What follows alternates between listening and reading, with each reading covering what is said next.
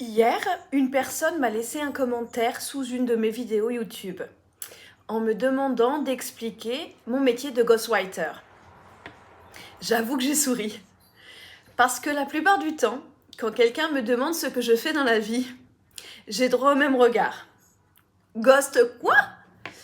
Alors pour éviter de partir dans une explication interminable, je réponds souvent que j'écris des tribunes, un peu comme une journaliste.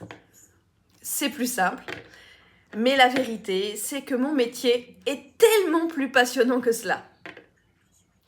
Un ghostwriter n'est pas quelqu'un qui invente des idées pour les autres. Oui, les idées appartiennent toujours à ceux qui les portent. Mon rôle, par contre, est de les écouter, de les comprendre et surtout de les aider à exprimer leurs pensées avec les mots les plus justes possibles. Je travaille principalement avec des dirigeants, des experts et de plus en plus avec des institutions. Ils ont une vision, souvent une expérience, ainsi que des convictions.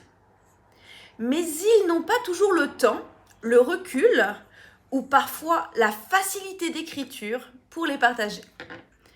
Alors moi j'écoute, je pose aussi beaucoup de questions.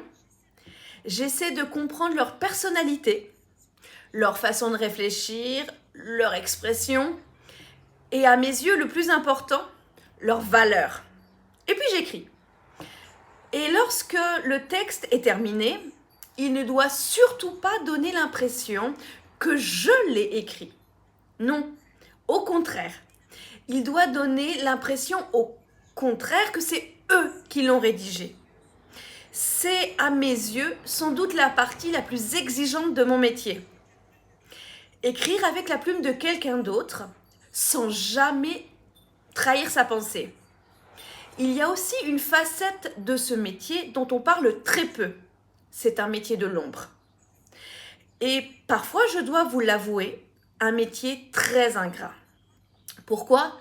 Parce que lorsque les textes sont publiés, ce n'est jamais mon nom qui apparaît, c'est celui de mon client. Et c'est parfaitement normal, entendons-nous. Mon rôle, ce n'est pas d'être sous les projecteurs, c'est d'y faire monter les autres. Il m'arrive parfois d'entendre que je ne parle pas assez de mon travail ou que je ne sais pas suffisamment me mettre en avant. Ça me fait toujours sourire, car en réalité, c'est tout simplement la nature de mon métier. Je mets toute mon énergie à révéler les autres avant de parler de moi. Quand un dirigeant est reconnu pour ses idées, quand une tribune parvient à faire réfléchir, quand un expert trouve enfin les mots justes pour partager son expérience, je sais que j'ai fait mon travail. Et ça, même si personne ne sait que j'en suis l'auteur. Vous savez quoi? Au fond, je crois que c'est précisément ce qui me plaît dans mon métier. Parce qu'un ghostwriter ne cherche pas la lumière. Il aide juste les autres à y trouver leur place. Alors, connaissiez-vous vraiment le métier de ghostwriter ?